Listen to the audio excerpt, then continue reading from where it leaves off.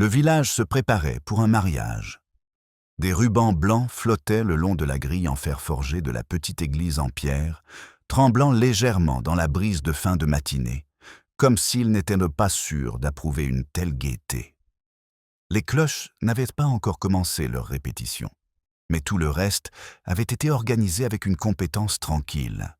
Les chaises alignées sur la pelouse, les fleurs disposées avec une générosité prudente, et le sentiment, presque palpable, que rien d'inhabituel ne pourrait perturber une journée aussi minutieusement planifiée. Mademoiselle Marple observait tout cela depuis sa place habituelle près de la fenêtre, une tasse de thé refroidissant doucement à son coude. Elle avait été invitée, bien sûr. Tout le monde avait été invité. Les mariages, comme les funérailles, étaient mal considérés comme appartenant au village, et celui-ci en particulier avait fait l'objet de discussions pendant des semaines, avec le plaisir poli réservé aux événements qui promettaient une légère excitation sans danger. Pourtant, le danger, réfléchissait mademoiselle Marple, arrivait souvent déguisé en cérémonie. La mariée n'était pas arrivée. Ce fait n'était pas encore largement reconnu, bien que l'horloge de l'église ait déjà dépassé l'heure à laquelle la voiture devait s'engager dans l'allée. Le premier signe de perturbation n'était pas l'inquiétude, mais l'ajustement. Une femme repositionna un arrangement floral qui n'avait pas besoin d'être déplacé. Un homme consulta sa montre, puis rit un peu trop fort. La femme du vicaire fit une remarque sur la circulation que personne ne crut vraiment. Miss Marple remarqua également que les rubans avaient commencé à se tordre. « Elle est probablement juste nerveuse », dit quelqu'un, avec la complaisance de ceux qui n'avaient jamais vraiment eu peur. Mademoiselle Marple sourit faiblement, en remuant son thé. Les mariées nerveuses ne disparaissaient généralement pas. De sa fenêtre, elle pouvait voir le groupe d'invités qui se rassemblaient, ajustant leurs chapeaux, lissant leurs gants, conservant leur sourire avec une détermination de plus en plus fragile. Elle avait toujours pensé que les mariages en révélaient beaucoup sur les gens. Pas tant sur l'amour, mais sur les attentes. Sur qui observait qui. Sur qui espérait, très discrètement, que les choses tournent mal. La mariée elle-même était très admirée. Jolie, certes, mais plus encore. Agréable, adaptable, le genre de jeune femme que les gens approuvaient sans hésitation. Elle avait emménagé dans le village moins d'1 an auparavant, s'adaptant parfaitement à son rythme, participant au thé, proposant son aide, riant aux moments opportuns. Elle semblait reconnaissante, ce que le village appréciait. Mademoiselle Marple savait que la gratitude était souvent confondue avec le contentement. Un petit enfant passa en courant devant la porte de l'église, dispersant les pétales destinés à l'allée. Sa mère l'appela d'un ton sec, puis adoucit le sien lorsqu'elle réalisa combien de regards étaient braqués sur elle. Mademoiselle Marple remarqua la rapidité avec laquelle la main de la femme se referma sur l'épaule de l'enfant avant de la relâcher. Pression et relâchement. Toujours le même schéma. Au moment où le vicaire apparut, l'air calme et rassurant, l'absence commençait à se faire sentir.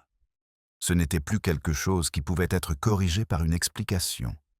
La voiture était en retard, la mariée était en retard, et le retard, en un jour où tout dépendait du déroulement des événements, semblait de mauvais augure. « Nous allons lui accorder encore quelques minutes », dit gentiment le vicaire. « Ce sont des choses qui arrivent. » Le regard de mademoiselle Marple se posa, non pas sur la porte de l'église, mais sur les visages des personnes présentes. Il y avait de petits signes, pour ceux qui savaient de les voir. Du soulagement, par exemple, bref et rapidement dissimulé, sur le visage d'une femme qui, la veille encore, avait parlé avec chaleur de la mariée. De l'irritation vive et immédiate, sur le visage d'un homme qui se targuait avant tout d'être ponctuel. De l'anxiété, authentique et brute, qui passa sur le visage du marié avant qu'il ne la maîtrise pour la transformer en quelque chose qui ressemblait à de la confiance. Mademoiselle Marple avait toujours trouvé que les mariages, comme les crimes, révélaient leur vérité non pas dans les déclarations, mais dans les réactions. Un murmure s'éleva près de la haie et se propagea comme le font les murmures, avec une efficacité surprenante. Quelqu'un avait-il vu la mariée ce matin-là? Était-elle malade? Y avait-il eu un accident? Chaque suggestion était formulée avec délicatesse, comme une tasse de thé posée trop près du bord d'une table.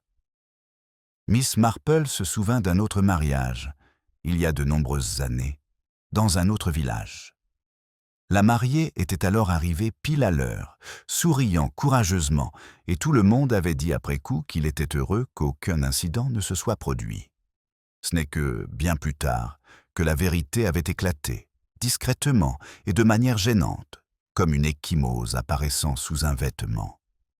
Les gens ne manquaient pas toujours de se présenter parce qu'ils avaient peur du mariage, réfléchit mademoiselle Marple. Parfois, ils ne se présentaient pas parce qu'ils avaient peur de ce que le mariage cachait. Le marié s'écarta avec le vicaire, leurs têtes rapprochées. La conversation fut brève, mais son effet immédiat. Le vicaire se redressa. Le sourire de sa femme vacilla, puis disparut complètement. « Peut-être, » annonça doucement le vicaire, « pourrions-nous nous rendre dans le hall pour prendre un petit rafraîchissement pendant que nous attendons. » Attendre. Un mot si petit, et pourtant si lourd de sens. Le mouvement qui suivit fut ordonné, presque joyeux. Les chaises raclèrent doucement. Les conversations reprirent avec une gaieté forcée. Mademoiselle Marple observa les invités se conformer à cette instruction, reconnaissant qu'on leur dise quoi faire. Les gens préféraient qu'on leur dise quoi faire dans les moments d'incertitude. En passant devant sa fenêtre, plusieurs d'entre eux lui adressèrent des salutations polies. Mademoiselle Marple leur répondit avec son attention habituelle, remarquant que certains s'attardaient un peu plus longtemps que nécessaire, comme s'ils espéraient qu'elle leur dise quelque chose de rassurant. Elle ne dit rien. Il était trop tôt. Dans la salle, on servait le thé et on disposait les assiettes. Le gâteau restait intact, imposant et blanc sous son cloche en verre. Mademoiselle Marple le regardait pensivement. Elle avait déjà vu des gâteaux comme celui-ci, symbole d'abondance, de promesses rendues visibles. Ce serait dommage, pensait-elle, s'il était gaspillé. Au fond de la pièce, une femme se mit à pleurer doucement. Quelqu'un passa un bras autour d'elle, lui murmurant que tout irait bien. Mademoiselle Marple remarqua que personne ne le disait avec conviction. Le temps passait, et avec lui, la certitude s'évanouissait. La mariée n'avait pas téléphoné. Aucun message n'était arrivé. La route restait vide. Quand on finit par mentionner la police, ce fut avec embarras, comme si le fait de les impliquer constituait une entorse aux bonnes manières.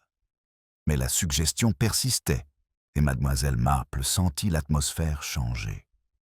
L'équilibre du village, si soigneusement arrangé ce matin-là, avait été perturbé au-delà de toute simple correction. Elle croisa les mains sur ses genoux, l'air serein. Déjà, des théories se formaient. Une peur de s'engager, un amant secret, une maladie soudaine. Chaque théorie en disait plus long sur celui qui la formulait que sur la mariée absente. Mademoiselle Marple, quant à elle, pensait au ruban, à la façon dont il s'était tordu, spontanément, dans la brise. Ce sont souvent les plus petits détails qui révèlent la vérité. Alors que la femme du vicaire s'apprêtait à passer un coup de téléphone qui allait changer irrévocablement le cours de la journée, mademoiselle Marple but une autre gorgée de thé, désormais tout froid. Elle était calmement convaincue qu'il ne s'agissait pas d'une simple disparition. C'était une histoire d'arrangement. Et quoi qu'ait été mis en branle ce matin-là, cela ne se terminerait pas bien. La femme du vicaire avait déjà décroché le combiné lorsque mademoiselle Marple remarqua le léger tremblement de sa main. Ce n'était pas exactement de la peur, mais plutôt la tension nécessaire pour se contrôler, alors que les convenances exigeaient le calme et que les circonstances refusaient de le lui accorder. Elle raccrocha, décrocha à nouveau, puis raccrocha une fois de plus, tandis qu'elle prenait une inspiration prudente. Autour d'elle, le hall continuait ses rituels doux et incongrus. Les tasses tintaient, les cuillères remuaient, et les voix montaient et descendaient au rythme prudent de personnes déterminées à ne pas paniquer. Mademoiselle Marple observait et écoutait. Lorsque l'appel fut enfin connecté, il se déroula sur le ton que l'on utilise pour commander des courses ou confirmer un rendez-vous. Rien de ce qui fut dit à voix haute n'aurait pu être entendu sans susciter l'inquiétude, mais l'effet sur le visage de la femme du vicaire était indéniable. Lorsqu'elle se retourna vers la pièce, son sourire avait pris un aspect fragile. « Nous allons simplement attendre encore un peu », annonça-t-elle, comme si le temps lui-même pouvait être persuadé par la politesse. Le village accepta cette décision avec soulagement. Attendre demandait moins de courage qu'agir.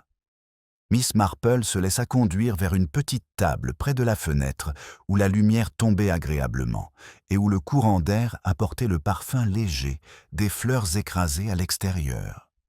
Deux femmes la rejoignirent, s'installant avec l'air de celles qui ont des observations importantes à échanger. « Cela ne lui ressemble pas », dit l'une d'elles aussitôt, en baissant la voix. « Elle est si fiable. »« C'est souvent le cas, » répondit doucement mademoiselle Marple en alignant sa tasse avec sa soucoupe, jusqu'à ce qu'elle ne le soit plus. Les femmes échangèrent un regard, ne sachant pas si cela constituait un signe d'accord ou de reproche. « J'ai toujours dit qu'elle prenait tout trop au sérieux, » osa l'autre. « Elle était tellement désireuse de plaire. » Mademoiselle Marple acquiesça, comme si elle considérait le gâteau plutôt que la mariée. Elle savait que le désir était rarement sans cause. De l'autre côté de la pièce, le marié se tenait debout, dos au mur, acceptant des condoléances murmurées, qui n'étaient pas encore tout à fait des condoléances. Il se tenait droit, l'air impassible, mais mademoiselle Marple remarqua que ses doigts se crispaient, puis se recroquevillaient dans ses paumes, comme s'il réprimait l'envie de s'agripper à quelque chose de solide. Un homme à proximité se pencha vers un autre et lui murmura quelque chose. Le murmure se propagea. « Il a peur », répéta quelqu'un, cette fois avec plus d'assurance. « Ça arrive. »« Pas comme ça », répondit-on. « Pas sans un mot. » Mademoiselle Marple but une gorgée de thé. Les mots, songea-t-elle, étaient souvent retenus avec beaucoup de soin. Le vicaire réapparut, toujours aussi apaisant, bien que son regard se tournait de plus en plus fréquemment vers la porte. Il parla doucement au marié, qui acquiesça d'un signe de tête, puis se détourna et se dirigea vers la fenêtre où était assise mademoiselle Marple. « Bonjour, mademoiselle Marple, » dit-il poliment. « Je suis désolé que vous soyez mêlée à tout cela. »« Pas du tout, » répondit mademoiselle Marple. « Les mariages sont des occasions très instructives. » Il sourit faiblement, bien que cela lui coûte un certain effort. « Vous ne pensez pas... » Il s'interrompit, jeta un coup d'œil autour de lui, puis continua plus doucement. « Vous ne pensez pas qu'il lui soit arrivé quelque chose ?» Mademoiselle Marple soutint son regard avec une légère inquiétude. « Il lui est arrivé quelque chose, » dit-elle. « Mais est-ce ce que vous pensez? C'est une autre histoire. » Il l'étudia un instant, comme s'il hésitait à insister, puis inclina la tête et s'éloigna. Mademoiselle Marple le regarda partir, remarquant à quel point il évitait soigneusement de regarder le gâteau. La salle s'était réchauffée, l'air était lourd de l'odeur du thé et d'un malaise contenu. Dehors, les rubans le long de la barrière flottaient à nouveau, s'entremêlant jusqu'à ce qu'il soit difficile de distinguer où l'un finissait et où l'autre commençait. Enfin, la police arriva, non pas avec des sirènes ou en faisant du spectacle, mais avec l'efficacité discrète d'hommes habitués à s'immiscer dans les affaires domestiques. Leur présence changea immédiatement l'atmosphère de la pièce. Les conversations s'interrompirent au milieu d'une phrase. Les chaises furent réajustées. Les gens trouvèrent des raisons de s'occuper les mains. Mademoiselle Marple observa les agents avec intérêt. Ils étaient polis, attentifs et entièrement concentrés sur la question pratique de l'absence. Les noms furent notés, les chronologies établies. Les portes furent mentalement marquées comme ouvertes ou fermées. « Quelqu'un l'a-t-il vu depuis hier soir ?» demanda l'un d'eux. Il y eut un silence, puis une femme prit la parole, d'une voix trop enthousiaste. « Elle était chez moi. Nous avons revu la disposition des sièges. »« Et elle semblait... » demanda l'agent. « Parfaitement bien, » répondit la femme. « Heureuse. » Mademoiselle Marple remarqua la rapidité avec laquelle le mot avait été prononcé. Une autre voix s'est fait entendre. « Je l'ai vue ce matin. Très tôt. Elle marchait. » « Où marchait-elle » a demandé l'officier. La personne a hésité. Juste le long de la ruelle, l'attention de mademoiselle Marple s'est aiguisée. Elle marchait, tôt, seule. De petits détails, faciles à négliger. Les officiers ont pris des notes. Les questions ont continué. Chaque réponse ajoutait un autre fil à un motif encore invisible. Mademoiselle Marple ne dit rien, mais son esprit classait soigneusement les informations. La mariée avait été vue. Elle n'avait pas disparu sans laisser de traces. Elle s'était déplacée, délibérément semblait-il, dans le village le matin même où elle était attendue ailleurs. La femme du vicaire se tenait à proximité, se tordant les mains avec une retenue prudente. Lorsqu'un des agents demanda si la mariée avait mentionné des inquiétudes, elle secoua fermement la tête. Elle attendait ce jour avec tant d'impatience, dit-elle. Elle disait que tout était enfin réglé. Réglé. Mademoiselle Marple réfléchit à ce mot. Elle savait que les règlements étaient souvent conclus sous la pression. Au point fur et à mesure que les questions se succédaient, l'atmosphère de la pièce passa d'une préoccupation polie à quelque chose de plus vif. Des soupçons commencèrent à se former, fragiles, mais insistants. Des regards furent échangés. De vieilles rancunes refirent surface. Mademoiselle Marple le sentit alors. Le village retenait subtilement son souffle. L'équilibre avait été perturbé et l'instinct de le rétablir était déjà à l'œuvre. Quelqu'un, tôt ou tard, devrait assumer la lourde tâche de fournir des explications. On demanda au marié de s'éloigner. Ses réponses étaient mesurées, son ton contrôlé. Il n'avait pas eu de nouvelles d'elle ce matin-là. Ils avaient convenu de ne pas se voir avant la cérémonie. C'était, dit-il, la tradition. Les traditions, songea mademoiselle Marple, pouvaient être très pratiques. Lorsque les officiers se retirèrent enfin pour délibérer, la salle poussa un soupir de soulagement. Les voix s'élevèrent à nouveau, mais cette fois avec une pointe de spéculation. Mademoiselle Marple écouta les théories se préciser, notant les noms qui revenaient et ceux qui étaient ostensiblement évités. Dehors, les cloches restaient silencieuses.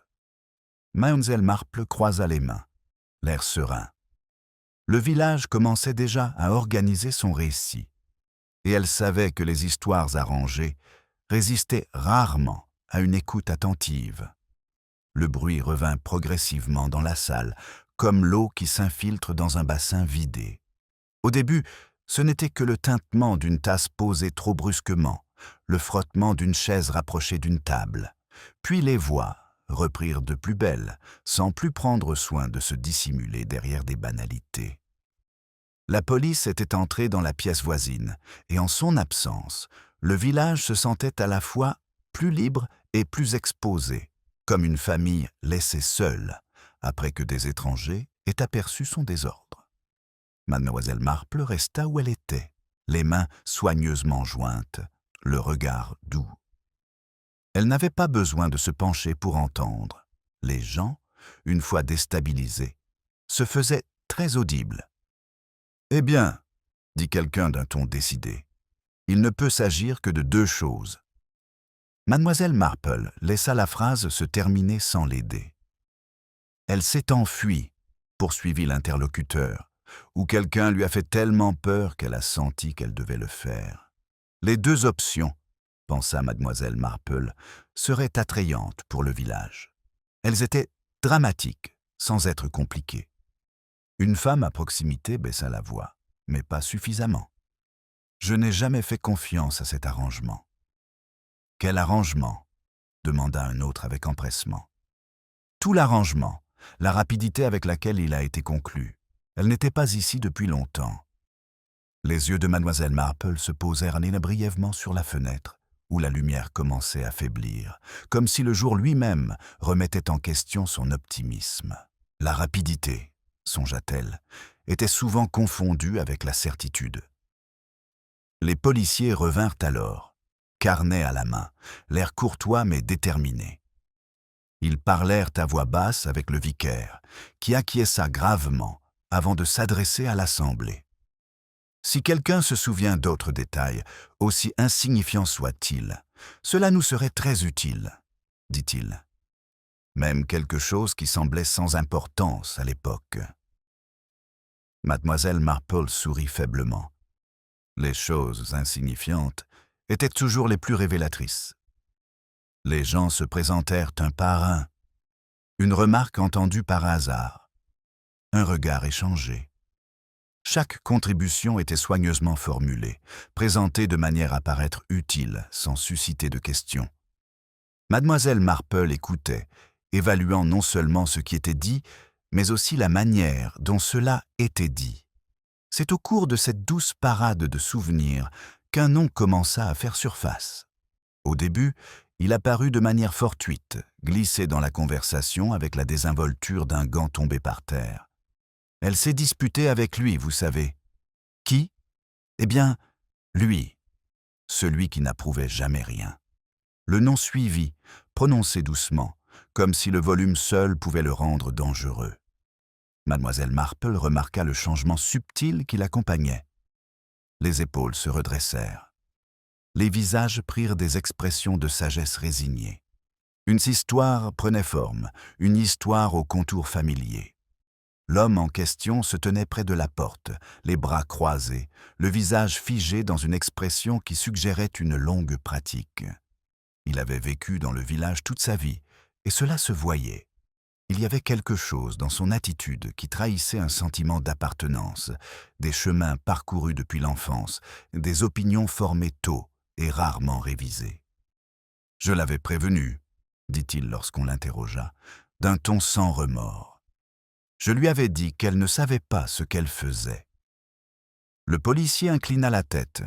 « Vous l'avez prévenu à propos de quoi, exactement ?»« À propos de se marier précipitamment, » répondit l'homme. « À propos de s'engager dans quelque chose qu'elle ne comprenait pas. » Mademoiselle Marple remarqua que cette formulation le plaçait clairement du côté de la prudence, et non de l'obstruction. « Elle n'a pas apprécié, » ajouta-t-il. « Les jeunes apprécient rarement ce genre de choses. » Des murmures d'approbation s'élevèrent.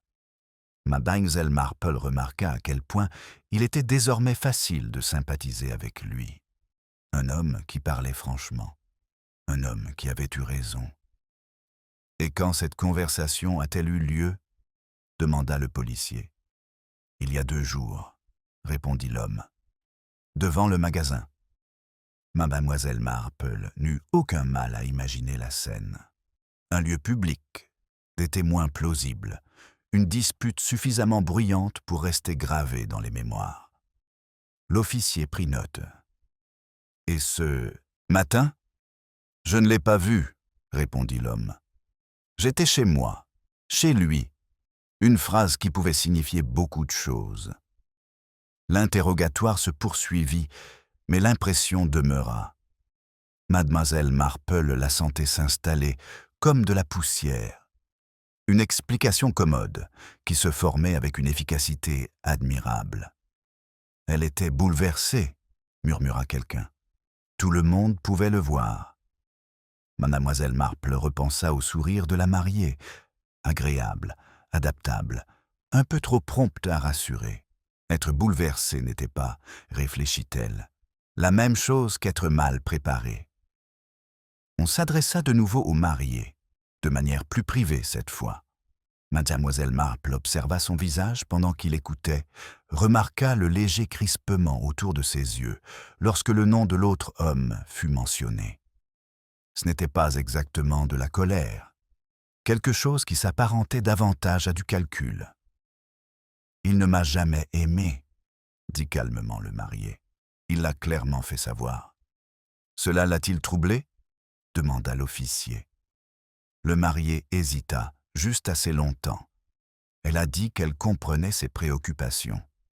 Compris. Encore un mot accommodant. Le regard de mademoiselle Marple revint vers le gâteau.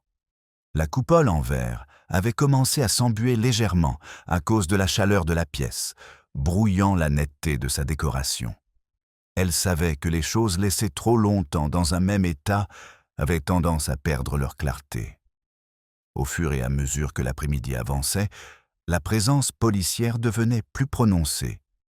La pièce voisine se remplit de murmures discrets et du bruissement des papiers. Dehors, un agent de police arpentait la ruelle, ses bottes soulevant de petits nuages de poussière. Pendant ce temps, le village s'installait dans son rôle. Des groupes se formaient et se reformaient, chaque itération affinant l'histoire. Mademoiselle Marple écoutait les subtiles modifications, la façon dont les spéculations se transformaient en certitudes, la façon dont les doutes étaient discrètement écartés. Elle a dû se sentir piégée, dit quelqu'un. Il lui a fait peur, acquiesça un autre. Il a toujours été si autoritaire. Mademoiselle Marple ne les contredit pas. Elle savait que l'autorité ne s'exprimait pas toujours de manière bruyante. L'homme lui-même restait où il était, répondant aux questions avec une patience lasse. Il y avait quelque chose de presque gratifiant dans cette attention, même s'il ne l'aurait jamais admis. Être soupçonné, réfléchit mademoiselle Marple, pouvait donner l'impression d'être important.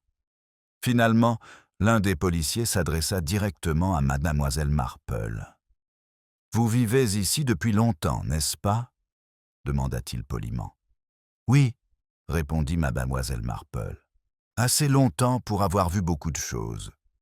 Et que pensez-vous de celle-ci » Mademoiselle Marple le regarda avec gentillesse. « Je pense, dit-elle lentement, que lorsqu'un village se contente trop rapidement d'une explication, c'est généralement parce que cette explication est confortable. » L'officier sourit faiblement, ne sachant pas s'il avait été aidé ou gentiment réprimandé.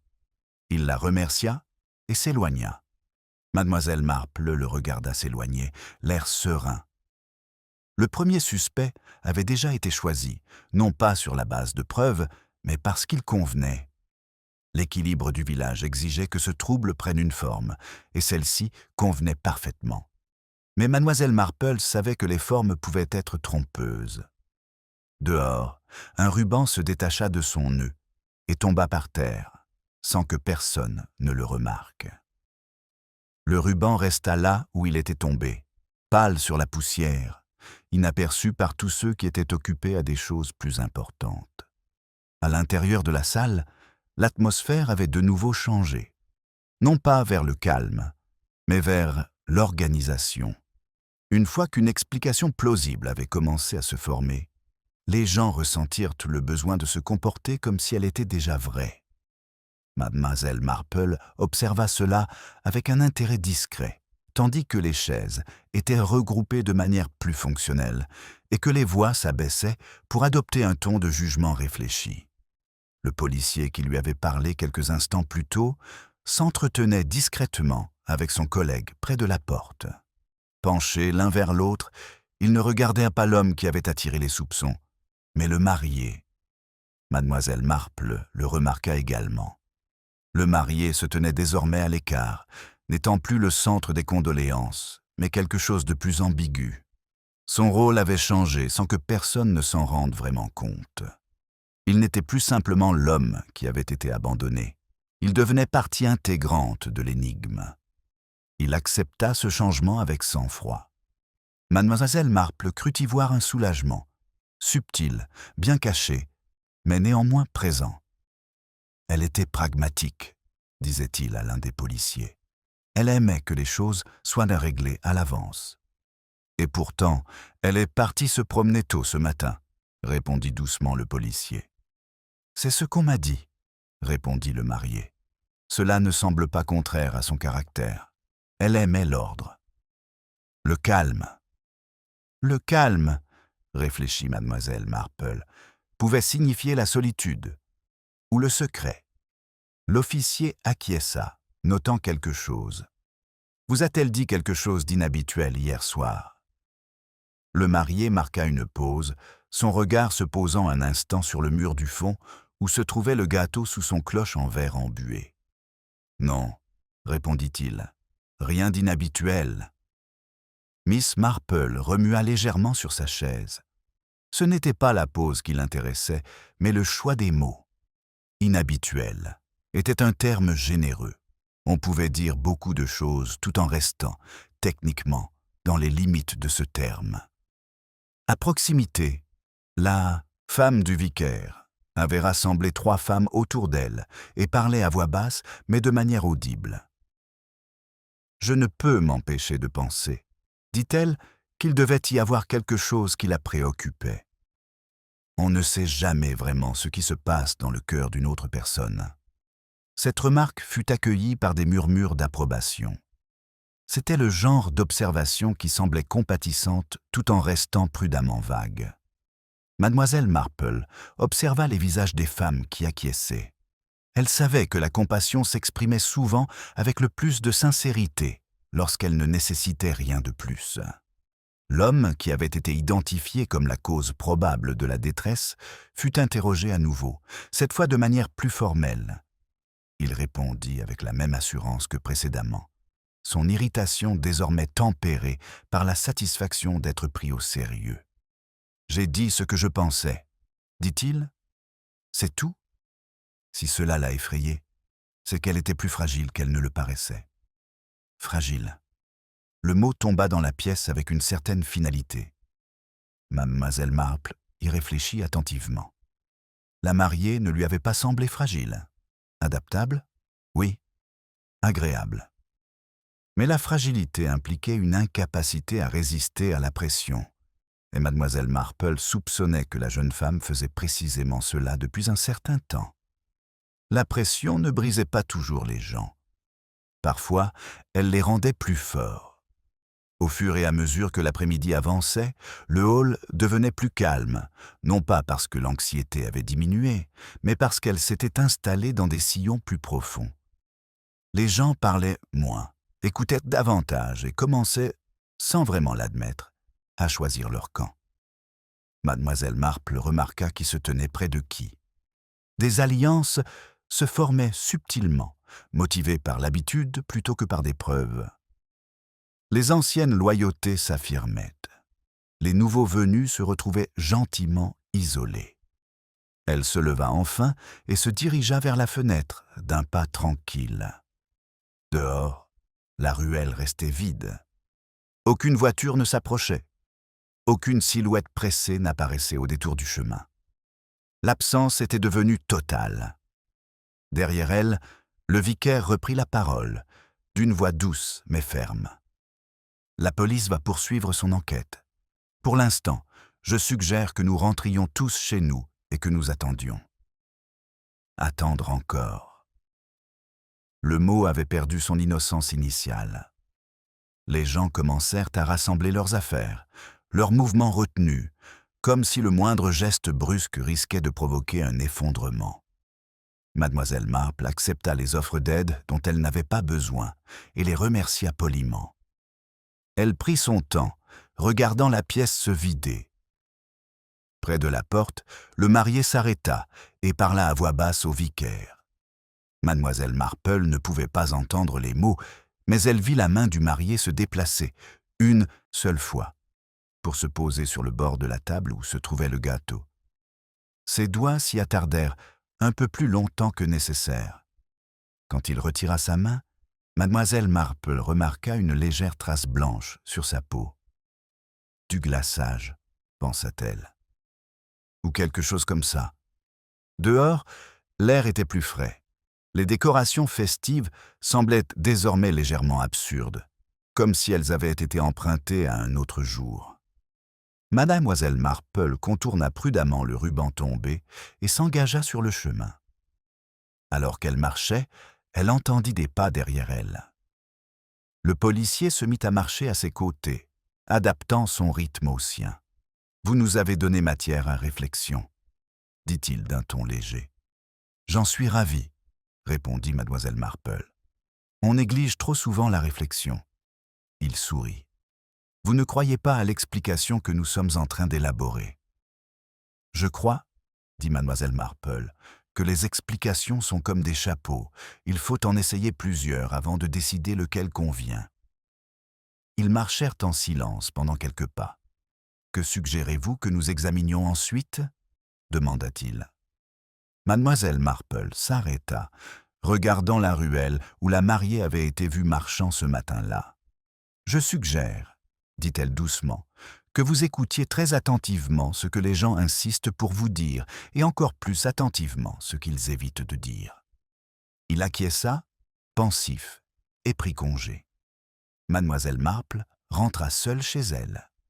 En chemin, elle se remémora une conversation qu'elle avait eue avec la mariée seulement une semaine plus tôt. Elle avait été brève, agréable et tout à fait banale à l'époque. Elles avaient parlé des préparatifs, les fleurs, la disposition des sièges, le timing. « Tout est décidé », avait dit la mariée avec un sourire. « C'est tellement réconfortant. » Mademoiselle Marple avait bien sûr acquiescé.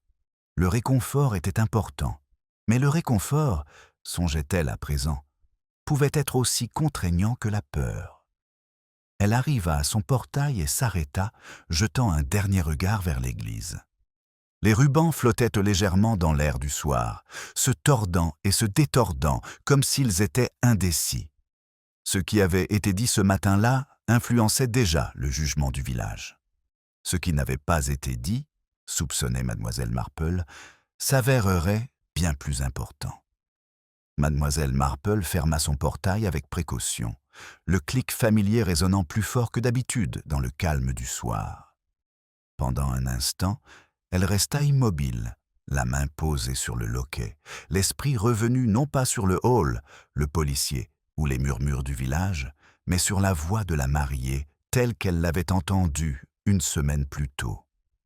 Légère, sûre, trop lisse peut-être, comme un tissu tendu pour dissimuler une tension sous-jacente. Tout est décidé. Miss Marple se rendit dans son salon et posa son chapeau sur la table. La pièce l'accueillit avec sa douceur habituelle. Coussin en chintz, léger parfum de cire, tic-tac de la petite horloge sur la cheminée. Rien ici ne semblait urgent, et pourtant elle ressentait tout de même une pression qui n'existait pas ce matin-là. Elle se servit une nouvelle tasse de thé et l'emporta jusqu'à la fenêtre. Dehors, le village était plongé dans un calme étrange, comme s'il retenait son souffle. Les gens étaient désormais chez eux, se racontant leur journée, révisant les détails au fur et à mesure qu'ils parlaient. D'ici le lendemain matin, mademoiselle Marple le savait. Ces détails s'étaient agencés en un récit cohérent et convaincant. Ce sont les éléments discordants qui l'inquiétaient. Elle leva sa tasse, puis s'arrêta. Son regard s'était posé, sans qu'elle le veuille, sur sa propre table. Là, à côté du journal plié, se trouvait une petite carte qu'elle ne se souvenait pas avoir placée là. Elle la prit. C'était un marque-place de couleur crème, légèrement bordé d'or. Il était orné de l'écriture soignée et arrondie de la mariée. Un nom y était inscrit, que mademoiselle Marple reconnut immédiatement. Ce n'était pas celui du marié. Mademoiselle Marple s'assit lentement. Elle se souvenait maintenant. La carte lui avait été remise à la fin de cette brève conversation une semaine plus tôt. « Au cas où vous oublieriez où vous devez vous asseoir », avait dit la mariée en riant. Tout a été planifié avec soin. Mademoiselle Marple avait souri et avait rangé la carte sans y prêter attention. Elle l'examina maintenant attentivement. Le nom était celui de l'homme que le village avait déjà décidé de blâmer, l'homme qui s'était prononcé contre le mariage. D'après cette carte, il ne devait pas être assis à l'écart, mais près de l'avant. Bien en vue, intégré. Mademoiselle Marple ressentit un léger frisson. Les personnes qui craignaient la confrontation ne plaçaient généralement pas leurs détracteurs à un endroit où ils pouvaient être clairement vus. Elle retourna la carte. Au dos, il y avait une légère tache, quelque chose qui ressemblait à de la farine ou du sucre. Elle reflétait la lumière différemment du papier. Mademoiselle Marple pensa au gâteau, à la main du marié qui s'attardait sur la table, à l'affection de la mariée pour les arrangements. Elle plia la carte et la glissa dans sa poche. Dehors, des pas s'approchaient le long du chemin. Un instant plus tard, on frappa poliment à la porte. Mademoiselle Marple se leva, calme, et ouvrit. C'était l'une des femmes du village, l'air sérieux et un peu tendu. « Je voulais prendre de vos nouvelles, » dit-elle. « Quelle journée horrible !» « En effet, » répondit mademoiselle Marple en s'écartant pour la laisser entrer. La femme s'assit et se mit immédiatement à parler, les mots jaillissant avec l'urgence d'une répétition. Elle parla de son choc, de sa sympathie, du fait que personne n'aurait pu prévoir une telle chose. Mademoiselle Marple l'écouta gentiment, murmurant des mots d'encouragement à intervalles réguliers. « Et bien sûr, » conclut la femme en baissant la voix, « il n'y a vraiment qu'une seule explication plausible. » Mademoiselle Marple inclina la tête. « Vraiment ? Eh bien. » La femme hésita, puis sourit. « Vous savez comment il peut être ? Tellement franc. »« Oui, » dit doucement mademoiselle Marple. « Je sais. » La femme se pencha en avant. « J'ai toujours senti qu'elle faisait beaucoup d'efforts pour que tout le monde se sente à l'aise. » Le regard de mademoiselle Marple s'adoucit. « Cela peut être très épuisant. » La femme rit un peu, puis s'arrêta, comme surprise par le son. « Vous ne pensez pas que... » commença-t-elle, puis elle s'interrompit. Mademoiselle Marple la regarda fixement. « Je pense, dit-elle, que les gens confondent souvent l'harmonie et le bonheur. » La femme fronça légèrement les sourcils, puis secoua la tête. « Eh bien, je suppose que nous verrons ce que la police en pense. » Elle prit congé peu après, soulagée, soupçonnait mademoiselle Marple d'avoir accompli son devoir de sollicitude. Lorsque la porte se referma, mademoiselle Marple retourna s'asseoir. Elle reprit le carton de table, le tenant entre ses doigts. Une si petite chose, si facile à négliger dans la panique et les spéculations. Elle pensa aussi à la mariée marchant tôt ce matin-là, à l'ordre et au calme, aux arrangements qui rassuraient. Les arrangements pouvaient aussi être modifiés. Le téléphone sonna, la faisant légèrement sursauter. Mademoiselle Marple répondit et entendit la voix du policier, courtois comme toujours. « Nous poursuivons notre enquête, » dit-il. « Je me demandais si vous vous souveniez d'autre chose. » Mademoiselle Marple jeta un coup d'œil à la carte qu'elle tenait dans sa main. « En fait, » dit-elle, « oui. » Elle lui parla de la carte de placement, la décrivant avec soin, sans insister. Il y eut un silence à l'autre bout du fil. « C'est intéressant, » dit-il lentement. « Puis-je la voir ?»« Bien sûr, » répondit mademoiselle Marple. « Quand vous voudrez. » Une fois l'appel terminé, mademoiselle Marple resta assise, en silence, ses pensées s'alignant avec une douce précision. L'explication choisie par le village reposait sur la peur, sur une jeune femme effrayée qui s'était enfuie. Mais la carte suggérait l'inclusion, pas l'évitement, la confiance, pas la panique. Elle imagina la mariée dans la lumière du petit matin, traversant le village avec détermination. Non pas en fuyant, mais pour aller faire quelque chose qui exigeait la solitude. Quelque chose de prévu. Mademoiselle Marple se leva et se dirigea vers la cuisine, sans se presser. Elle avait la nette impression que l'histoire que le village préférait commençait déjà à s'effriter. Elle savait que les petits détails avaient tendance à faire cela. Dehors, les cloches restaient silencieuses. La bouilloire venait à peine de se mettre à siffler lorsque l'on frappa à nouveau à la porte. Miss Marple ne sursauta pas cette fois-ci. Elle se détourna de la cuisinière, éteignit le feu et se dirigea vers la porte avec son calme habituel. Le policier se tenait dehors, son chapeau à la main, l'air désolé mais déterminé. « J'espère que je ne dérange pas, » dit-il.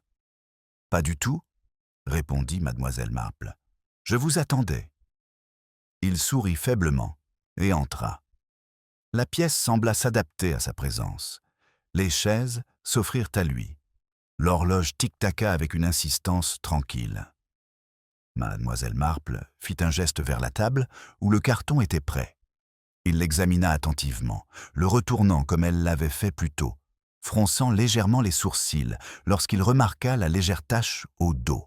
« Vous avez dit que c'était l'écriture de la mariée ?»« Oui, » répondit mademoiselle Marple. « J'en ai vu suffisamment ces derniers mois pour en être certaine. »« Et elle vous l'a donnée elle-même ?»« Il y a une semaine, » répondit mademoiselle Marple, tout à fait joyeusement. Il acquiesça, absorbant cette information. Cela ne cadre pas très bien avec l'idée qu'elle avait peur de l'homme dont le nom apparaît ici. La peur, dit doucement mademoiselle Marple, s'exprime rarement par l'hospitalité. Il la regarda, amusé malgré lui. Vous avez une façon bien à vous de présenter les choses. J'ai beaucoup d'expérience, répondit mademoiselle Marple. Il posa quelques questions supplémentaires. Où la conversation avait-elle eu lieu? Y avait-il quelqu'un d'autre présent? Mademoiselle Marple se souvenait-elle d'un comportement inhabituel de la part de la mariée? Mademoiselle Marple répondit avec prudence, sans embellir ni minimiser. Elle semblait résolue, dit-elle enfin. Pas malheureuse, mais contenue. Contenue comment? Mademoiselle Marple croisa les mains. Comme quelqu'un qui est parvenu à une conclusion et ne voit pas la nécessité d'en discuter. L'officier se leva au bout d'un moment, la remercia et promit de rendre la carte une fois qu'elle aurait été photocopiée. À la porte, il s'arrêta. « Vous ne pensez pas qu'il s'agissait simplement d'une crise de dernière minute ?» dit-il. « Non, » répondit mademoiselle Marple. « Je pense que les doutes font hésiter les gens. » Cette jeune femme n'hésitait pas. Une fois qu'il fut parti, mademoiselle Marple retourna à la fenêtre. Dehors, une lumière apparut dans l'une des maisons de l'autre côté de la rue, puis une autre. Le village s'installait dans la soirée, emportant ses questions à l'intérieur. Ces questions ne tardèrent pas à se manifester. La première visiteuse arriva avec un plateau de sandwich et une expression de bienveillance forcée. Elle parla avec sincérité de son inquiétude, de son choc, de l'horreur de la situation. Mademoiselle Marple accepta le plateau avec gratitude et écouta. « C'est un tel mystère, » dit la femme. « Mais je suppose que la police doit avoir des soupçons. »« J'imagine que oui, » répondit mademoiselle Marple. La femme hésita. Entre nous, bien sûr, on ne peut s'empêcher de remarquer à quel point elle a mal pris cette critique. Mademoiselle Marple la regarda avec bienveillance. « On peut supporter la critique, » dit-elle. « La déception est souvent plus difficile à vivre. » La femme cligna des yeux, puis rit légèrement, comme si elle ne savait pas trop si elle était d'accord avec elle. Elle partit rapidement, l'air légèrement mécontente. Le deuxième visiteur fut moins subtil. Il arriva avec détermination et ne perdit pas de temps en politesse. « J'ai entendu dire que vous aviez parlé à la police, » dit-il. « Oui, » répondit calmement mademoiselle Marple. « Ils m'ont posé quelques questions. » Il changea de position. « Vous ne pensez pas que j'ai quelque chose à voir avec ça ?» Mademoiselle Marple le regarda avec bienveillance. « Je pense, » dit-elle, « que vous avez dit exactement ce que vous pensiez être raisonnable. » Il fronça les sourcils. Et cela l'a effrayé. « Vraiment ?» demanda doucement mademoiselle Marple. Il hésita, puis se raidit. Elle avait besoin de l'entendre. « Peut-être, » dit mademoiselle Marple, « mais les gens disparaissent rarement simplement parce qu'on leur a dit la vérité. » Il partit peu après, dissimulant à peine son irritation. Mademoiselle Marple le regarda s'éloigner, réfléchissant au fait que l'indignation surgissait souvent lorsque la certitude était menacée. Plus tard encore, la femme du vicaire arriva, l'air abattu. « Je n'arrête pas de penser, » dit-elle en joignant les mains, « que si seulement j'avais remarqué quelque chose, un signe. » Mademoiselle Marple se servit une tasse de thé. « Les signes ne sont pas toujours visibles, » dit-elle, « surtout quand quelqu'un s'efforce de paraître serein. » La femme soupira. Maintenant que j'y pense, elle a dit que tout était enfin en place. Mademoiselle Marple leva brusquement les yeux. « Vraiment ? » ?»« Oui, » répondit la femme du vicaire. « Hier encore. » Mademoiselle Marple sourit faiblement. « C'est très intéressant. » Une fois la femme partie, Mademoiselle Marple resta assise en silence, ses pensées s'organisant avec une clarté croissante. La mariée avait tout organisé. Les places, le timing, les conversations, même les sources potentielles de discorde. Elle ne se préparait pas à s'enfuir. Elle se préparait à autre chose. Le lendemain matin, le jour se leva, pâle et ordonné, comme s'il était déterminé à rétablir la normalité par la force de l'habitude. Mademoiselle Marple s'habilla et sortit, saluant ses voisins avec sa chaleur habituelle. Le village répondit avec empressement, prêt à reprendre la discussion au grand jour. « On ne l'a toujours pas retrouvée, » dit quelqu'un d'une voix étouffée qui portait remarquablement bien. « Aucune nouvelle, » répondit un autre. Mademoiselle Marple se dirigea vers le magasin où un petit groupe de personnes s'était déjà rassemblé. Elle écouta les spéculations reprendre, désormais teintées de frustration. L'explication commode commençait à montrer ses limites. À la lisière du groupe, le marié discutait avec l'un des officiers. Mademoiselle Marple l'observa attentivement. Il avait l'air fatigué, mais pas anxieux. Il dégageait une assurance qui ne faiblissait pas. Alors qu'elle passait, il lui jeta un coup d'œil et inclina poliment la tête. « Bonjour, mademoiselle Marple. »« Bonjour, » répondit-elle. « J'espère que vous avez bien dormi. »« Oui, » dit-il. « Étonnamment bien. »« Étonnamment. » Mademoiselle Marple nota le mot et poursuivit son chemin. À l'intérieur de la boutique, elle choisit ses articles avec soin, échangeant quelques mots avec le propriétaire. Alors qu'elle se retournait pour partir, son regard fut attiré par quelque chose sur le comptoir. Un petit paquet en papier légèrement saupoudré de blanc. « Avez-vous fait de la pâtisserie ?» demanda mademoiselle Marple d'un ton léger. Le propriétaire rit. « Non, pas moi, ça date d'hier. Le gâteau était déjà prêt avant qu'on le prenne. » Miss Marple examina la poudre de plus près. Du sucre, sans aucun doute. Fin, facile à transférer. Elle le remercia et ressortit dans la rue.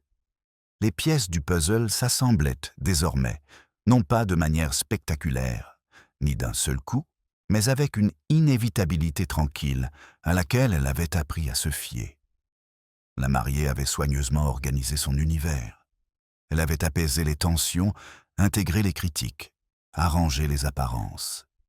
Puis, tôt le matin, elle était sortie seule. Non par peur, par décision. Mademoiselle Marple rentra chez elle lentement, l'air serein. Quelque part au-delà du village, la vérité l'attendait, non pas cachée, soupçonnait-elle, mais simplement placée là où personne n'avait encore pensé à chercher. Après tout, les arrangements fonctionnaient dans les deux sens. Après tout, les arrangements fonctionnaient dans les deux sens. Mademoiselle Marple laissa cette pensée s'installer dans son esprit alors qu'elle atteignait son portail, la main posée sur la poignée. Le village s'étendait devant elle dans son ordre habituel. Portes balayées, rideaux ajustés, chorégraphie tranquille de personnes déterminées à rétablir un sentiment de normalité par la seule répétition. C'était une illusion réconfortante. Elle entra et ferma le portail avec soin. La matinée s'écoula sans cérémonie. Mademoiselle Marple s'occupa de petites tâches ordinaires, laissant leur rythme faire son œuvre. Elle tailla une plante, qui n'avait pas besoin d'être taillée, plia et replia une serviette, jeta un coup d'œil à l'horloge plus souvent que nécessaire. Ce n'était pas de l'impatience qu'elle ressentait, mais de l'anticipation. Le genre d'anticipation qui accompagne les moments où quelque chose de longtemps préparé est sur le point de se produire. Cela arriva peu après midi. Un coup sec, très différent des demandes polies de la veille, retentit à la porte. Mademoiselle Marple l'ouvrit et trouva le policier debout devant elle, l'air changé, non pas pressé, mais déterminé, ne tolérant aucun retard. « Il y a du nouveau, dit-il. »« Entrez, répondit mademoiselle Marple.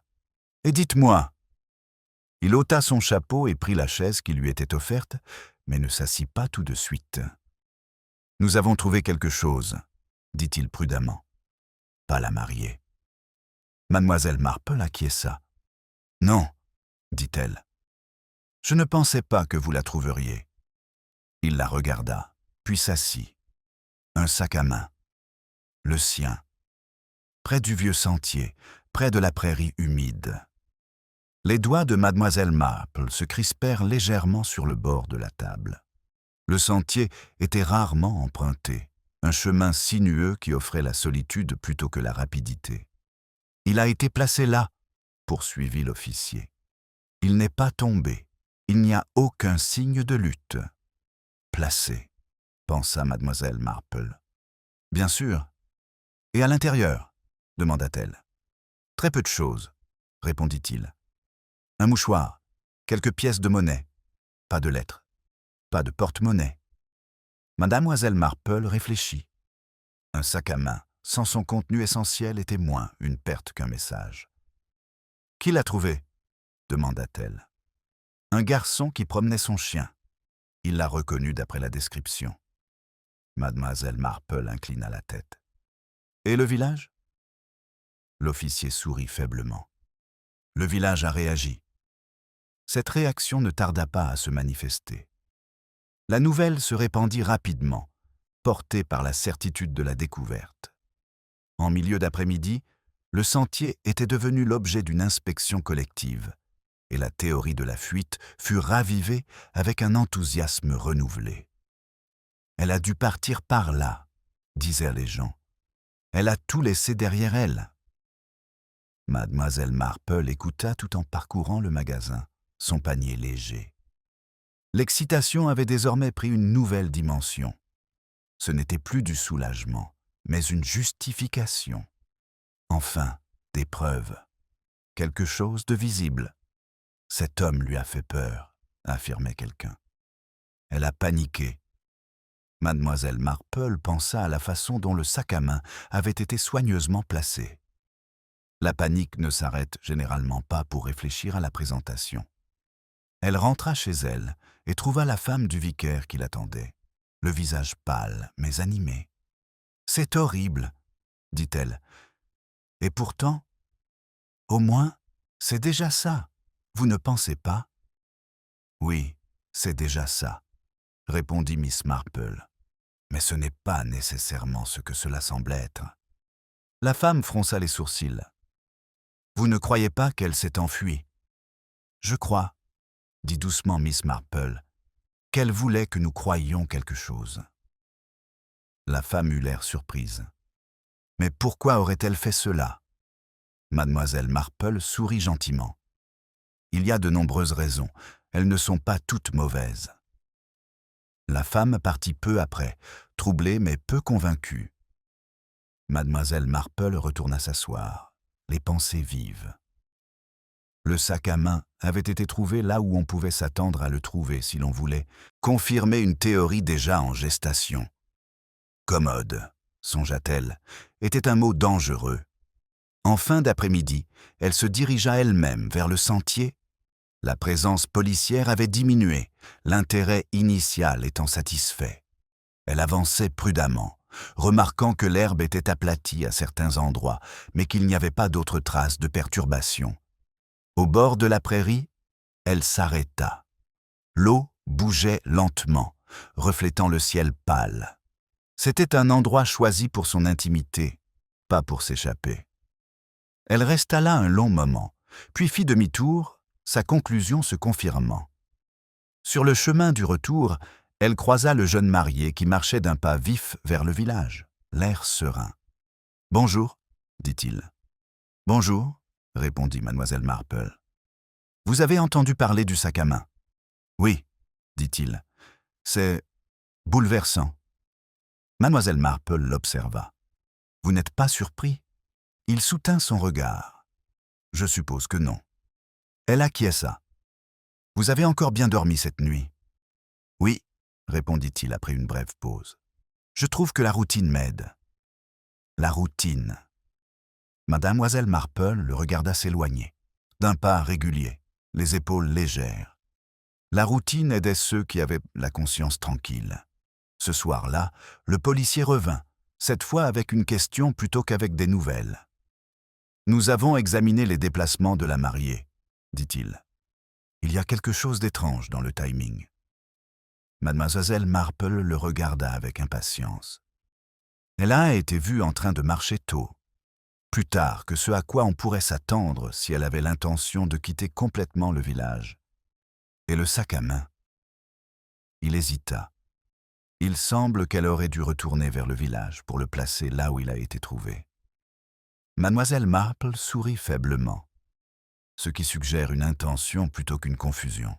« Oui, » dit-il lentement, « c'est ce qui me trouble. » Ils parlèrent tranquillement pendant un certain temps, mademoiselle Marple faisant quelques petites observations, sans plus. Quand il partit, le crépuscule était tombé. Le village s'était à nouveau calmé, ses lumières s'allumant une à une. Mademoiselle Marple était assise près de sa fenêtre, les regardant. Elle pensait aux arrangements de la mariée, à l'inclusion, aux apparences tranquilles, au placement soigné. Une disparition pouvait être une fin, ou bien un nouveau départ.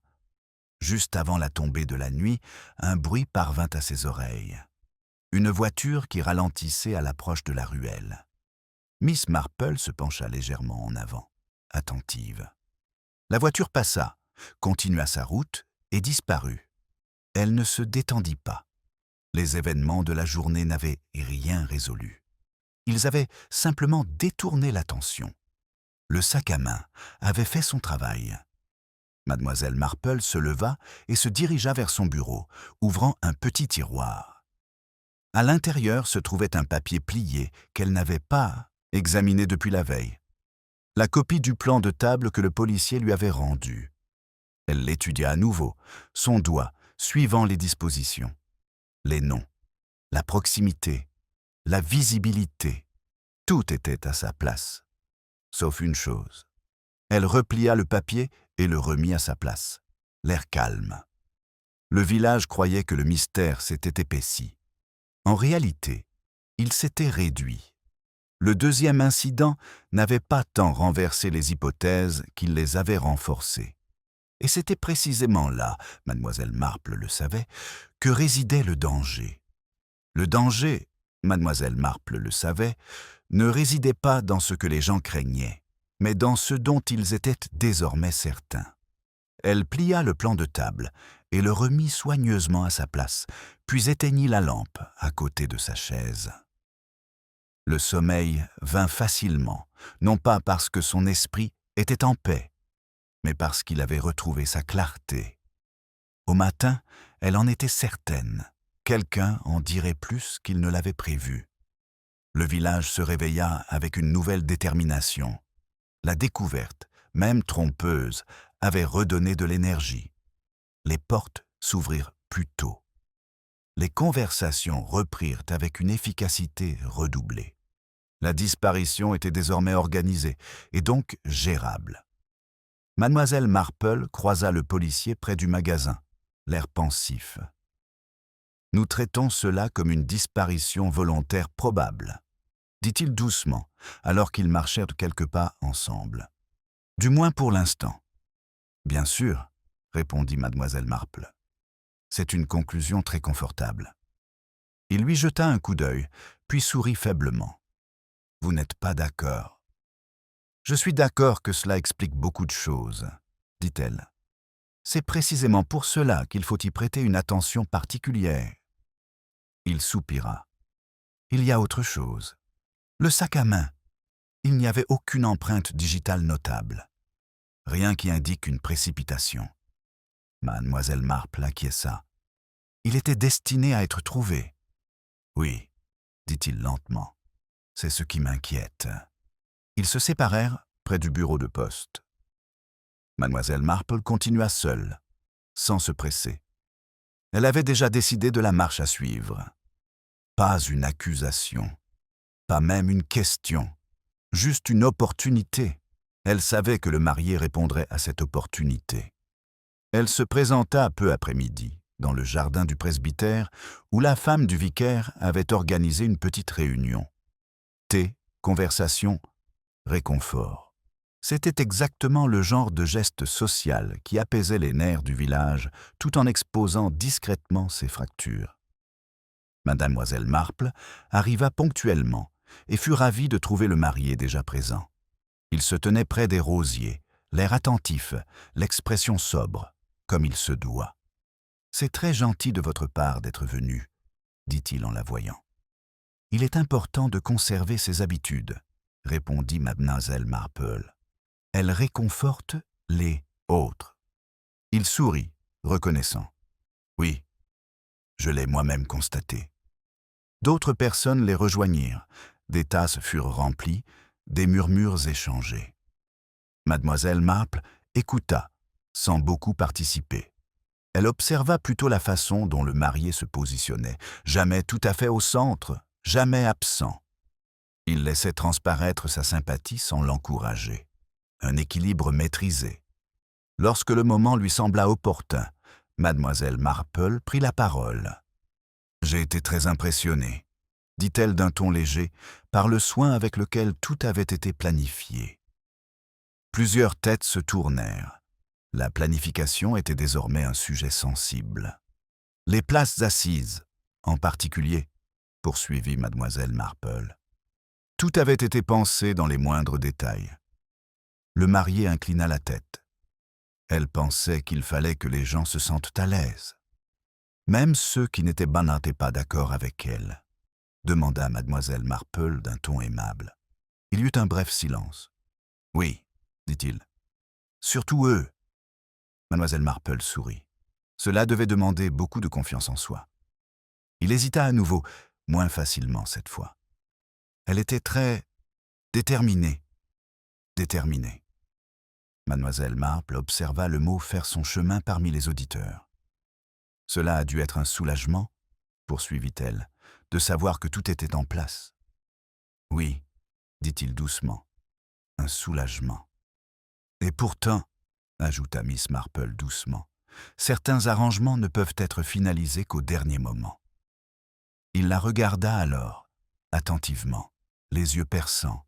« Je ne suis pas sûr de comprendre. » Miss Marple soutint son regard avec une légère curiosité. « Je pensais au sac à main. » L'atmosphère changea, pas de façon spectaculaire, mais juste assez. « Il a été retrouvé, » dit-elle, là où il pouvait confirmer ce que les gens croyaient déjà. « Cela semble naturel, » répondit-il prudemment. « Elle a dû le laisser là. Le placer, » corrigea doucement Miss Marple, « comme les cartons de table. » Un silence s'ensuivit. Des tasses furent soulevées, puis reposées. Quelqu'un rit nerveusement. Le marié resta impassible, mais mademoiselle Marple vit la tension monter sous son masque. « Vous pensez qu'elle avait l'intention de tromper ?» dit-il. « Je pense, » répondit mademoiselle Marple, « qu'elle avait l'intention d'orienter. » Il l'observa un instant, puis sourit. « Vous avez une imagination remarquable, mademoiselle Marple. »« C'est ce qu'on me dit, » dit-elle aimablement. « Mais l'imagination n'est qu'une observation qui n'a pas encore été acceptée. » La conversation continua, mais quelque chose d'essentiel avait changé. Mademoiselle Marple le sentait dans la façon dont le marié continuait à la regarder, l'évaluant, l'analysant. Elle savait que le piège était tendu, non pas pour l'attraper, mais pour l'inviter à agir. Plus tard dans l'après-midi, le policier se rendit une nouvelle fois chez elle. « J'ai entendu dire que vous vous étiez rendu au presbytère, dit-il. « Oui, répondit mademoiselle Marple. Ce fut très instructif. » Il hésita. « Y a-t-il eu quelque chose d'inhabituel ?»« Seulement de l'honnêteté, » répondit mademoiselle Marple. « En très petite quantité. » Elle lui raconta ce qu'elle avait observé, choisissant ses mots avec soin. Il l'écouta attentivement. « Vous pensez qu'il en sait plus qu'il ne l'admet ?» dit-il enfin. « Je pense, » répondit mademoiselle Marple, « qu'il croit que l'histoire est déjà terminée. » Le policier acquiesça lentement. « Et si ce n'est pas le cas ? Alors quelqu'un tentera de la terminer, » dit doucement mademoiselle Marple. Ce soir-là, les lumières du village apparurent plus tôt que d'habitude. Mademoiselle Marple s'assit une fois de plus près de sa fenêtre, son tricot intact sur ses genoux. Elle attendait, non pas la mariée, mais une réaction. Elle survint juste après le crépuscule. Une voiture s'engagea dans la ruelle et s'arrêta, non pas à l'église, ni au presbytère, mais plusieurs maisons plus loin. Mademoiselle Marple nota sa présence avec une satisfaction tranquille. Le piège subtil avait fonctionné. Pas avec force, mais avec certitude. Mademoiselle Marple ne bougea pas tout de suite. La voiture resta là où elle s'était arrêtée, le moteur éteint, sa présence indéniable. Les rideaux bougèrent le long de la ruelle. Les portes restèrent fermées. Le village, qui peu de temps auparavant était impatient d'interpréter chaque signe, attendait maintenant, le souffle coupé, les instructions. Enfin, mademoiselle Marple se leva et prit son châle sur la chaise. Elle sortit avec une assurance tranquille, fermant la porte derrière elle avec le clic familier et rassurant. L'air portait la légère fraîcheur du soir et avec elle, le sentiment que quelque chose qui était resté longtemps en suspens était sur le point de se régler. Elle n'avait pas parcouru plus de la moitié du chemin lorsque le policier émergea de l'ombre près de la haie. « Vous l'avez entendu aussi ?» dit-il doucement. « Oui, » répondit mademoiselle Marple. « Et je crois que cela arrive au moment opportun. » Ils marchèrent ensemble vers la voiture. Alors qu'ils s'approchaient, une silhouette sortit de derrière la voiture. Une femme vêtue d'un manteau sombre, le dos droit, les mouvements délibérés plutôt que hésitants. La mariée leva la tête. Pendant un instant, personne ne parla. Elle semblait plus mince qu'une semaine auparavant, pensa mademoiselle Marple, mais pas affaiblie. Elle dégageait désormais un calme qui lui faisait défaut, auparavant, une sérénité qui ne venait pas de l'approbation, mais d'une décision enfin exécutée. « Je suis désolée, » dit enfin la mariée. « Je ne voulais pas causer autant de détresse. » L'officier s'éclaircit la gorge. « Vous avez disparu le matin de votre mariage. »« Oui, » répondit-elle calmement. « C'était mon intention. » Mademoiselle Marple observa la façon dont les mots sortirent de sa bouche. Sans défensive, sans dramatisme, mais avec une précision tranquille. Les explications du village, si soigneusement élaborées, s'effondrèrent d'un seul coup. « Pouvons-nous entrer ?» demanda l'officier. « Nous avons des questions à vous poser. »« Bien sûr, » répondit la mariée. Elle se retourna alors et croisa le regard de Miss Marple.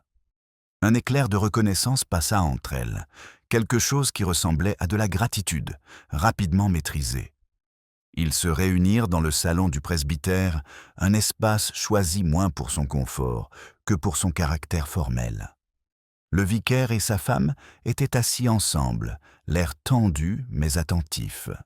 Le marié arriva quelques instants plus tard, convoqué par l'officier, son sang-froid intact, du moins au début. Miss Marple prit place près de la fenêtre, comme elle le faisait toujours. L'officier commença doucement. « On vous a vu marcher tôt ce matin-là. Votre sac à main a été retrouvé plus tard près du sentier. Vous n'avez laissé aucun message. C'était délibéré, dit la mariée. Les messages invitent à l'interruption.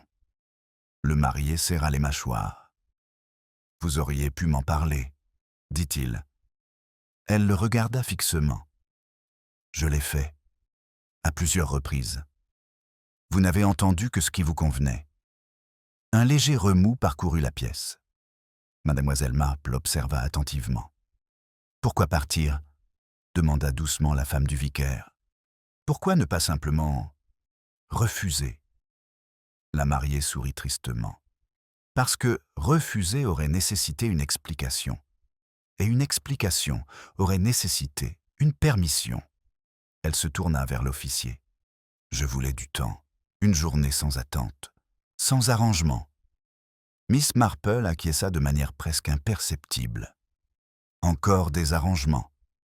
Et le sac à main ? Demanda l'officier. Je l'ai placé là, répondit la mariée.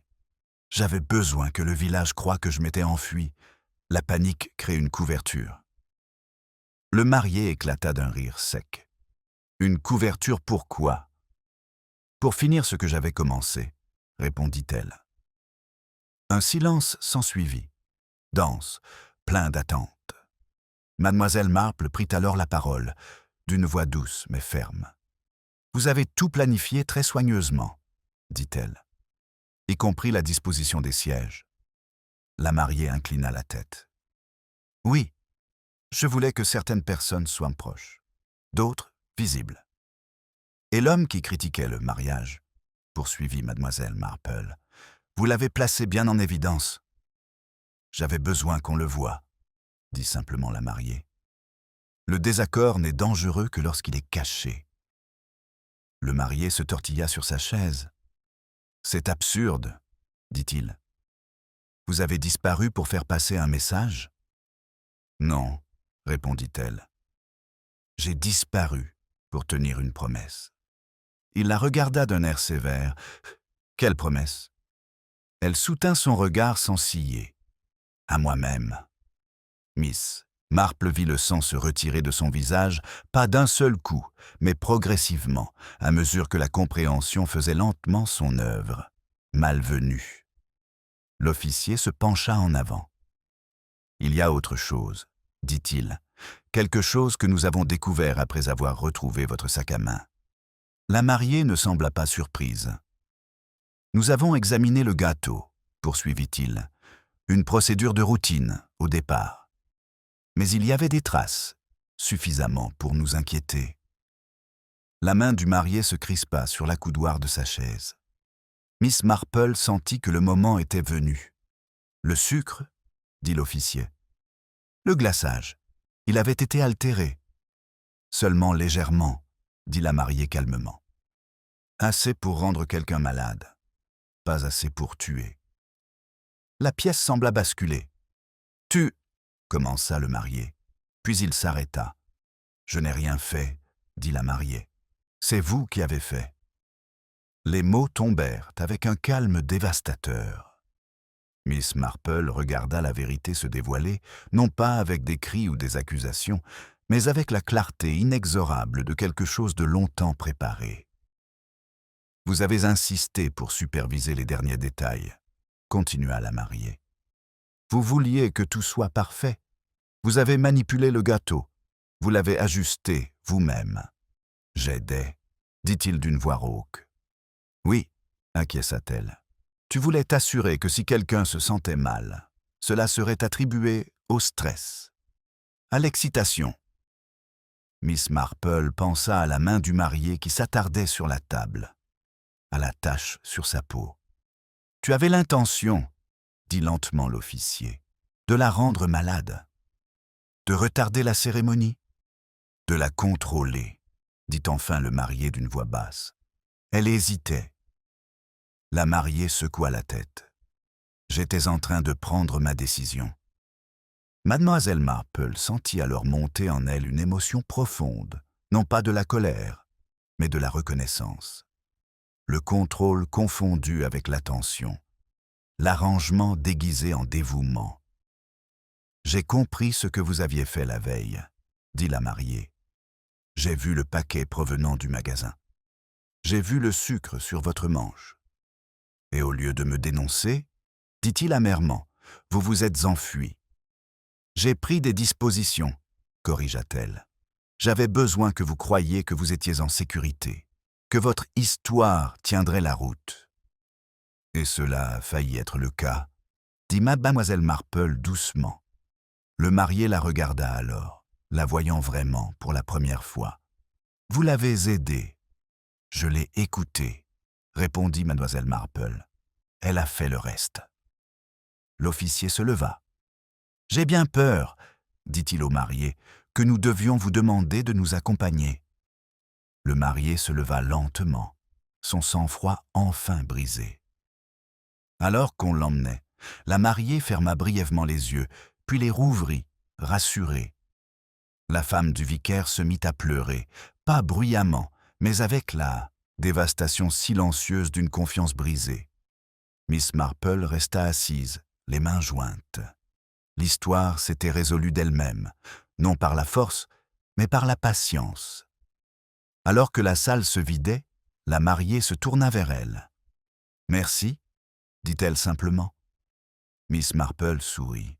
« Vous avez été très courageuse », dit-elle, « et très prudente. »« Oui », répondit la mariée. « C'est ici que je l'ai appris. » Dehors, les cloches se mirent à sonner, non pas pour un mariage, mais pour la prière du soir. Et pour la première fois depuis le matin, elle sonnait juste.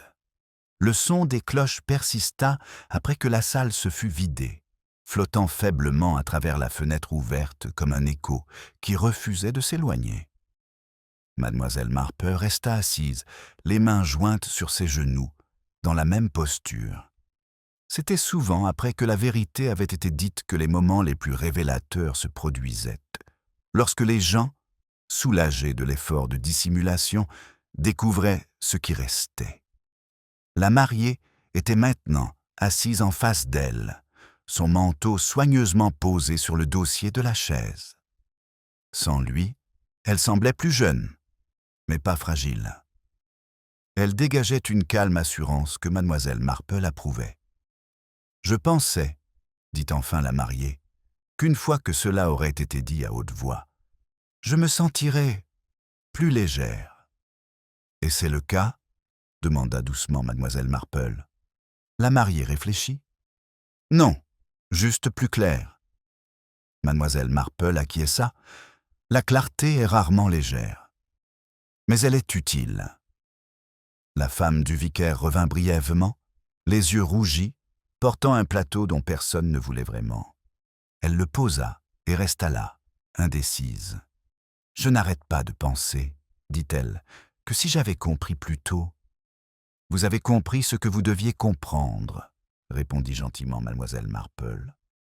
Au moment où vous deviez le comprendre. » La femme serra les lèvres, puis acquiesça, acceptant cette réponse à la fois comme un réconfort et une réprimande. Elle les laissa à nouveau seuls. Dehors, la voiture de police s'éloignait, son bruit s'estompant dans l'allée. Le village serait bientôt au courant. Au matin, chaque détail aurait été raconté, corrigé et répété. Mademoiselle Marple pouvait déjà imaginer les explications révisées prendre forme. Comment les gens parleraient de signes subtils, de choses qu'ils avaient senties depuis le début. La certitude, songea-t-elle, était toujours rétrospective. La mariée se leva et se dirigea vers la fenêtre, regardant vers le cimetière. Les décorations étaient toujours là, blanches contre la pierre, légèrement ridicules à présent. « Je suppose qu'elles seront retirées demain, » dit-elle. « Oui, » répondit mademoiselle Marple. « Et quelque chose d'autre sera mis à leur place. » La mariée sourit faiblement. « Vous donnez l'impression que c'est si simple. »« C'est simple, » dit mademoiselle Marple. « Mais ce n'est pas facile. » On frappa à la porte. Le policier revint, l'air respectueux. « Nous aurons besoin d'une déclaration officielle, » dit-il à la mariée. « Mais pas ce soir. » Elle inclina la tête. « Merci. » Quand il fut parti, Elle se tourna vers mademoiselle Marple. « Vous ne m'avez jamais dit ce qui vous avait mis en certitude. » Mademoiselle Marple sourit. Pas certaine, simplement attentive. Elle se leva et se dirigea vers la petite table où se trouvait le carton de table. Elle le prit et le tendit. « Vous avez inclus ceux qui vous causaient du souci, » dit mademoiselle Marple. « Les gens ne font pas cela lorsqu'ils ont peur. Ils le font lorsqu'ils sont déterminés. » La mariée prit le carton, passant son pouce sur le bord doré. « Je voulais que tout soit visible. »« Oui, » dit mademoiselle Marple, « on confond souvent visibilité et sécurité. Mais dans votre cas, c'était de la préparation. » La mariée plia le carton et le glissa dans sa poche. « Je ne savais pas si ça marcherait. »« Ça a failli ne pas marcher, » dit mademoiselle Marple avec franchise. Mais la patience a le don de corriger les arrangements pris pour de mauvaises raisons. Elles échangèrent un sourire discret. Plus tard, mademoiselle Marple rentra seule chez elle, la ruelle étant redevenue silencieuse. Des lumières brillaient doucement derrière les rideaux. Quelque part, des voix murmuraient, le choc laissant place à l'interprétation. À sa porte, elle s'arrêta et regarda en direction de l'église. Les rubans bougeaient légèrement, tourbillonnant dans l'air nocturne avant de se stabiliser enfin. L'équilibre du village était déjà en train de se rétablir, non pas inchangé, mais ajusté. C'était toujours ainsi. Mademoiselle Marple ferma son portail et entra, sans se presser. Demain, il y aurait des explications, des excuses, de nouvelles certitudes. Ce soir, il n'y avait que le calme qui suivait la connaissance. Et cela, songea-t-elle, était tout à fait suffisant. Et cela, songea-t-elle, était tout à fait suffisant. Mademoiselle Marple posa soigneusement son châle sur le dossier de la chaise et éteignit la lampe près de la fenêtre. L'obscurité envahit les coins de la pièce, douce et familière, adoucie par le tic-tac de l'horloge. Dehors, le village s'installait dans ses bruits nocturnes. Portes fermées, pas qui s'éloignaient, murmures lointains qui deviendraient bientôt des chuchotements, puis des souvenirs. Elle ne se pressa pas d'aller se coucher. Il n'y avait plus d'urgence. La tension qui avait rendu la journée si tendue s'était relâchée, laissant place à un calme qui invitait à la réflexion. Elle se servit une dernière tasse de thé et s'assit à la petite table, les mains posées légèrement sur la soucoupe. Demain, il y aurait des déclarations et des procédures, un langage officiel poli qui traduirait les émotions en procès verbal. Il y aurait des visites, inquiètes, embarrassées, curieuses. Il y aurait des explications données avec le recul. Elle pouvait déjà les entendre se former. Nous aurions dû nous en douter. Il y avait des signes. J'ai toujours pensé que quelque chose n'allait pas. Mademoiselle Marple sourit faiblement dans sa tasse de thé. Elle savait que la certitude était le déguisement préféré du village. Une fois révélée, la vérité serait remodelée en quelque chose de gérable. Le marié deviendrait un exemple à ne pas suivre plutôt qu'un miroir dérangeant. Ses actions seraient considérées comme une aberration et non comme une extension. Les gens diraient que le contrôle était allé trop loin, que l'inquiétude était devenue une obsession. Il serait très clair sur cette distinction. Après coup, et la mariée? On parlerait désormais d'elle avec admiration. Courageuse, sensée, si forte, vraiment. Les gens diraient à quel point ils étaient fiers d'elle, à quel point elle avait eu de la chance de s'en sortir. Ils admireraient son sang-froid sans vraiment reconnaître le prix qu'elle avait dû payer pour le conserver si longtemps.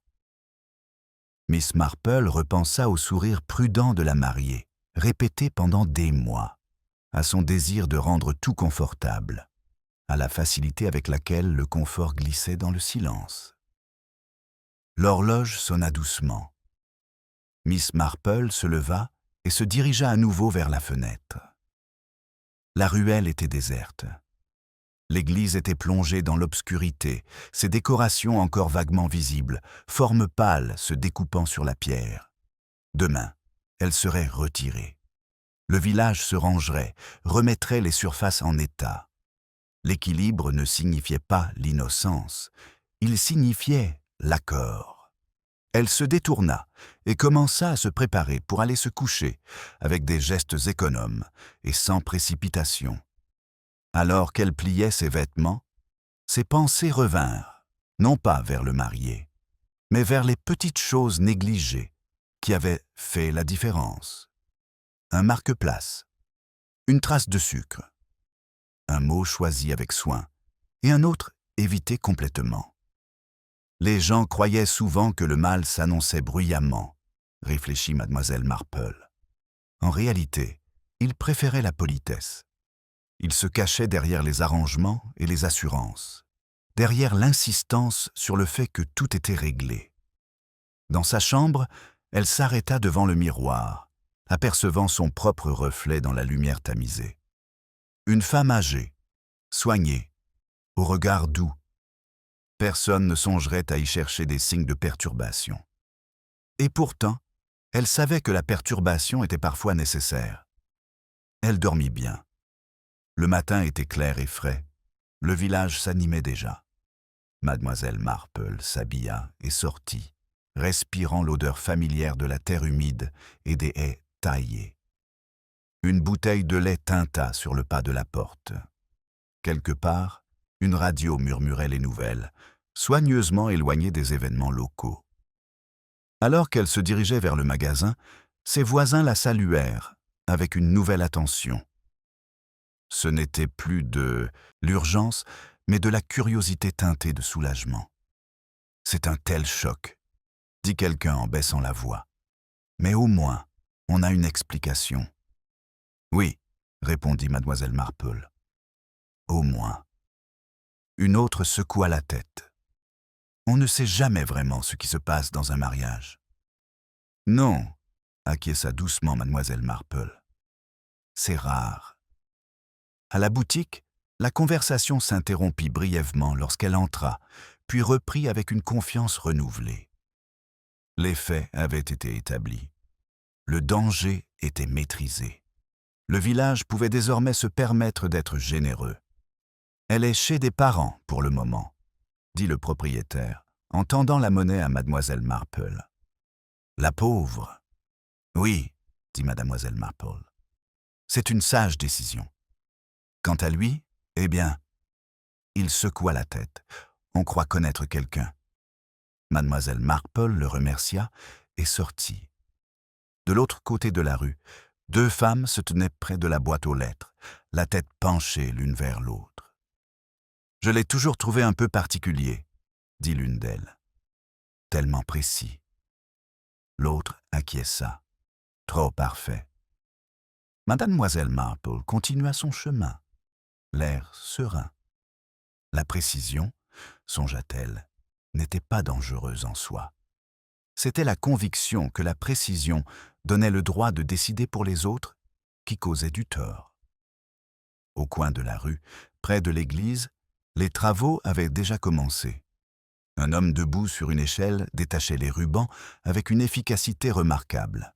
Ils tombaient facilement, sans résistance. Sans eux, la grille en fer semblait plus simple, mais aussi plus honnête. Mademoiselle Marple s'arrêta pour observer. « C'est étrange, » dit l'homme d'un ton conversationnel, remarquant son regard. « Tout ce remue-ménage pour rien, finalement. » Mademoiselle Marple sourit. « Pas pour rien, » dit-elle. « Juste pas ce à quoi on s'attendait. » Il haussa les épaules et continua son travail. Plus tard dans la matinée, le policier vint la remercier. Il le fit simplement, sans cérémonie. Il ne dit pas qu'elle avait résolu quoi que ce soit. Il dit seulement que ses observations avaient été utiles. « Elles le sont généralement, » répondit mademoiselle Marple aimablement. Il hésita devant la porte. « Pensez-vous, » demanda-t-il, « que les choses reviendront à la normale ?» Mademoiselle Marple réfléchit. « Elles reviendront à la routine, » dit-elle, ce qui n'est pas tout à fait la même chose. Il acquiesça, pensif, et prit congé. À midi, Le village avait repris son rythme habituel. Le linge flottait sur les cordes à linge. Les enfants passaient à vélo. Le trouble avait été absorbé, remodelé, classé. Mademoiselle Marple rentra chez elle et se mit à tricoter, les aiguilles cliquetant doucement. L'ordre était rétabli, à sa manière. Mais elle savait que sous la surface, quelque chose avait changé. Pas de façon spectaculaire ni permanente, mais suffisamment. Une leçon, peut-être, ou un rappel. Elle repensa à la mariée, au courage qu'il lui avait fallu pour faire preuve de patience plutôt que de paniquer. Pour organiser non pas une fuite, mais une révélation. Pour comprendre que parfois, la seule façon d'être entendue était de sortir complètement du cadre. Mademoiselle Marple posa son tricot et regarda une fois de plus par la fenêtre. La ruelle était calme, sans particularité. C'était comme cela devait être. Toutes les histoires n'avaient pas besoin d'être spectaculaires. Certaines exigeaient seulement que la vérité soit laissée telle qu'elle, calmement, jusqu'à ce qu'elle ne puisse plus être ignorée. Elle se servit une autre tasse de thé et s'assit, satisfaite. Le village avait retrouvé son équilibre, et mademoiselle Marple, comme toujours, était tout à fait satisfaite de le laisser croire qu'il avait toujours été là.